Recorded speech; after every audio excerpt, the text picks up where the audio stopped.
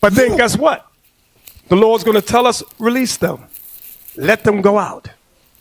And their job, Gog and Magog, they're going to gather together an assembly of nations. They're going to be building weapons again. In the latter years. When? In the latter years. So now we might think that latter years is now, but it's not based on Revelation 20. It's letting you know it's after when, brothers? 1,000-year reign. Go ahead. Shalom, brothers and sisters out there. I want to do a quick video. I want to go in again on this video Bishop Nate did. All right, all praise to Yahweh, Bahashem, Yahweh Shai, double honor to the apostles and elders of GMS, great millstone, who are the true elders, all right, of the house of Israel in these last days. Now, this dude, Bishop Nate, he been getting torn apart by various brothers from GMS, elder apostles, elder bishops, elders, big brothers, and brothers in like manner been doing videos on Bishop Nate's false doctrine. He was going off so damn bad. And Lord willing, you brothers and sisters out there are taking advantage of the multitude of correction videos going out correcting this false doctrine, because Bishop Nate got everybody thinking, got his people thinking that after 1,000 years, Esau is going to gather nations together and they're going to come against us in the kingdom, which is completely false, completely going off. Every brother, that's got knowledge of this should be doing videos, and Lord willing, you brothers and sisters are taking notes.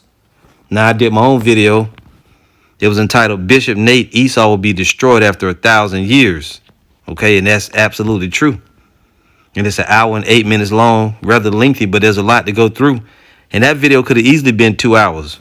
Anyway, this video is going to be entitled Bishop Nate, the rod of iron will assure there will be no uprisings, or something to that effect.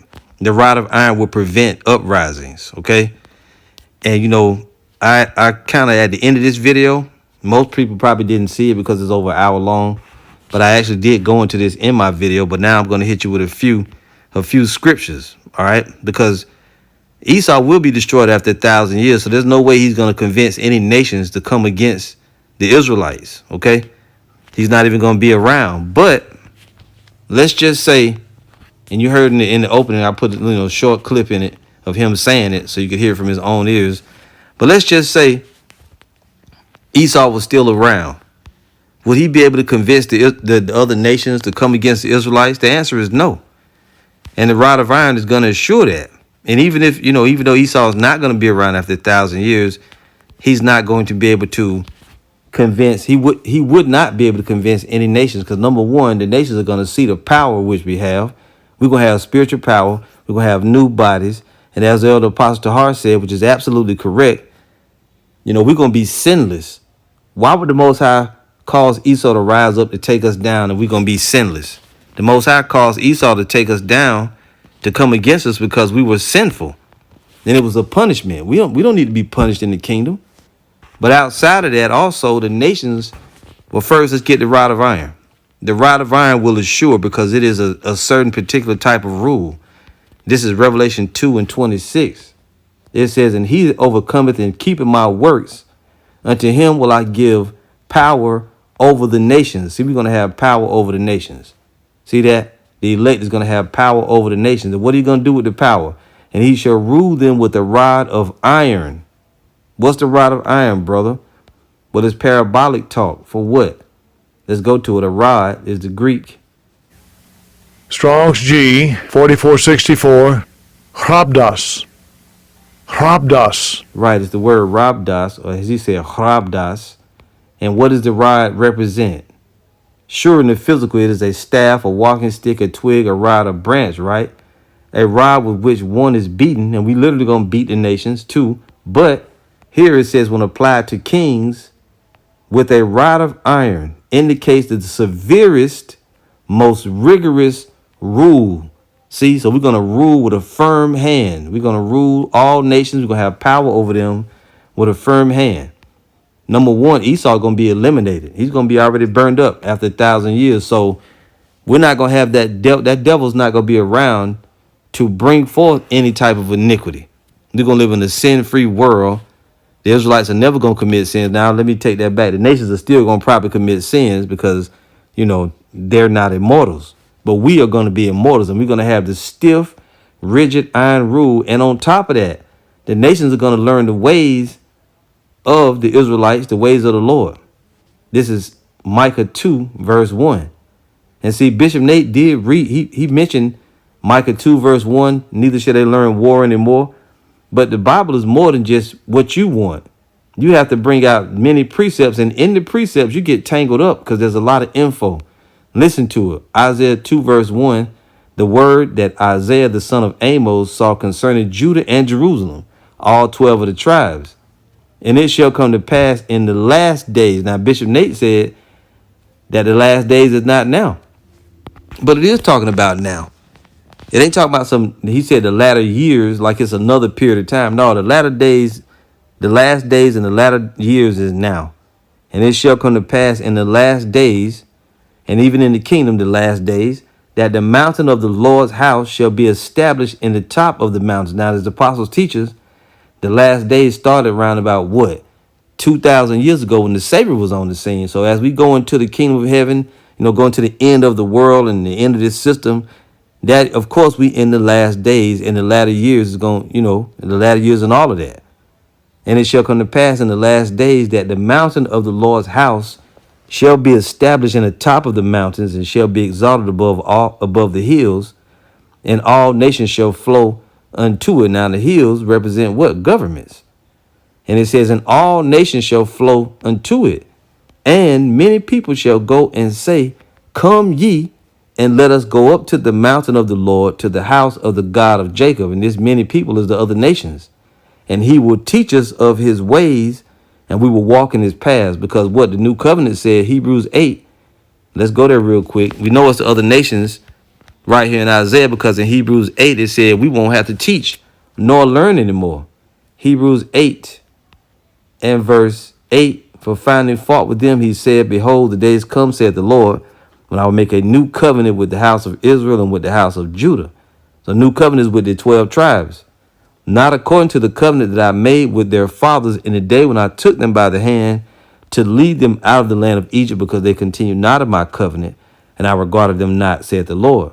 For this is the covenant that I will make with the house of Israel after those days, said the Lord.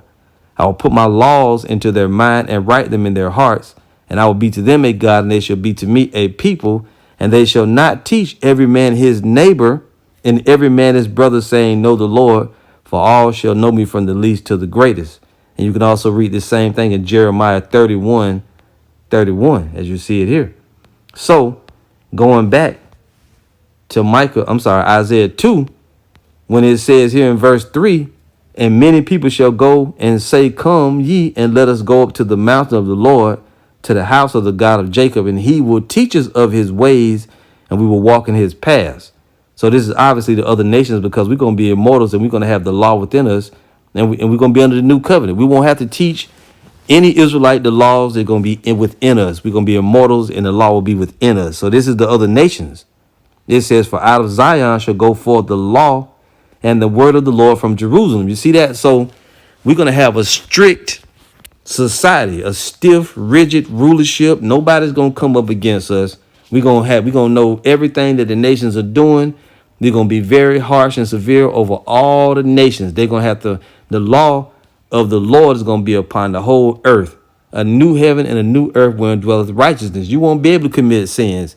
And let's just say if the Edomites was around, which they won't be because they'll be destroyed already, they won't even be allowed to even try to build weapons or to gather nations. Ain't nobody going to listen to them anyway. When the nations see how bad Esau going to get fucked up and how much power we got, they ain't going to listen to Esau no more. That devil is going to be safely put away. Verse 4 says, and he shall judge among the nations and shall rebuke many people, and they shall beat their swords into plowshares and their spears into pruning hooks.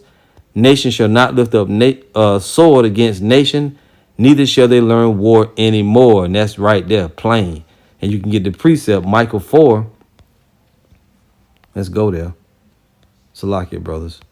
Micah 4:1, but in the last days it shall come to pass that the mountain of the house of the Lord shall be established to the top of the mountains, and it shall be exalted above the hills, and people shall flow unto it. And many nations shall come and say, come and let us go up to the mountain of the Lord, and to the house of the God of Jacob, and he will teach us of his ways, and we will walk in his paths. For the law shall go forth out of Zion, and the word of the Lord from Jerusalem. See? So the nation's going to be, they're going to be trying to be righteous. They're going to be learning the ways of the Lord, which is what Christians try to push now. No, they got to be put into captivity first, and in the kingdom, they will be allowed to worship the Lord of hosts. Matter of fact, they're going to be forced to keep our ways and our statutes in the worship of the Lord. And if they don't, they're going to get a visitation. They're going to get a punishment. This right here is Zechariah 14:9. And that rod of iron from Revelation assures that also. It says the Most High will be king over all. Listen, Zechariah 14:9. And the Lord, Yahweh Bashem Yahweh Shai, shall be king over all the earth. And that day shall there be one Lord and his name one. You mean to tell me some devils going to rise up and go against the Almighty?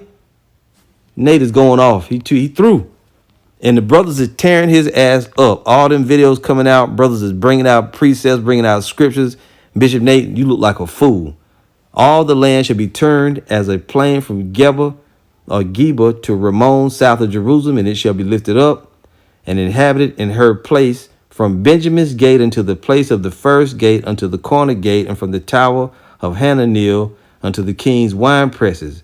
And men shall dwell in it, and there shall be no more utter destruction, but Jerusalem shall be safely inhabited. How is it safe when nations going to rise up and come against us? You see? And this shall be the plague wherewith the Lord will smite all the people that have fought against Jerusalem. That's coming in our times now, the nuclear destruction. Their flesh shall consume away while they stand upon their feet, and their eyes shall consume away in their holes, and their tongue shall consume away in their mouth. And it shall come to pass in that day that a great tumult from the Lord shall be among them, and they shall lay hold every one on the hand of his neighbor, and his hand shall rise up against the hand of his neighbor. And Judah also shall fight at Jerusalem, and the wealth of all the heathen round about shall be gathered together, gold and silver and apparel in great abundance. See that? So we're going to already have conquered all the nations. And so shall be the plague of the horse, of the mule, of the camel, of the ass, and of all the beasts that shall be in these tents as this plague. And it shall come to pass that everyone that is left of all the nations which came against Jerusalem shall even go up from year to year to worship the king. Woo! They ain't going to come against us after no 1,000 years. The Lord of hosts, and to keep the feast of tabernacles. Why? Because they're going to follow the ways of the Lord. We're going to beat them into submission. We're going to pulverize the shit out of them. And then after 1,000 years, we're going to let them out of harsh captivity. And they're going to worship the Lord of hosts. They're going to see that that's the right way. Ain't going to be no more worshiping no other gods, no other idols, none of that shit. Everybody going to worship the Lord. And it shall be that whoso will not come up of all the families of the earth unto Jerusalem to worship the king, the Lord of hosts, even upon them shall be no rain. So they're going to be forced to worship our God, keep our laws, keep our commandments, walk in the ways that we say. Righteous vibration on the earth, ain't nobody going to rise up against us. And if the famine of Egypt go not up and come not to have no rain, there shall be the plague wherewith the Lord will smite the heathen that come not up to keep the feast of tabernacles. This shall be the punishment of Egypt and the punishment of all nations that come not up to keep the feast of tabernacles. And there you go.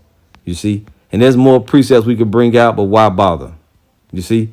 You know what? I got to get one more. This is Zechariah 12. Because it says we're going to be like unto King David in that day. We're going to be like the angel of the Lord. Ain't nobody going to rise up against us with our power. And that rod of iron assures this. See? This is Zechariah 12:6. In that day will I make the governors of Judah like an hearth of fire among the wood, and like a torch of fire in a sheaf, and they shall devour all the people round about on the right hand and on the left, and Jerusalem shall be inhabited again in her own place, even in Jerusalem. You see, and them people that's going to get set on fire, who is that? When you go to Obadiah 1:18, and Joseph shall be a fire, and Judah shall be a flame, and Esau for stubble. It says, the Lord also shall save the tents of Judah first, that the glory of the house of David and the glory of the inhabitants of Jerusalem do not magnify themselves against Judah. And that's currently starting to happen now. But when the destruction comes, but when Jacob's trouble comes and all of that, we already know that Judah was the one that received, You know, it's why you see so many so-called Negroes in the truth more than you saw the other tribes. Because why? It said it. The Lord also shall save the tents of Judah first, that the glory of the house of David and the glory of the inhabitants of Jerusalem do not magnify themselves against Judah. And that's figuratively in the spirit. You see, the other tribes can't rise up and magnify themselves against us, all right? It says, in that day shall the Lord defend the inhabitants of Jerusalem. And he that is feeble among them at that day shall be as David, and the house of David shall be as the Most High, as an angel of the Lord before them.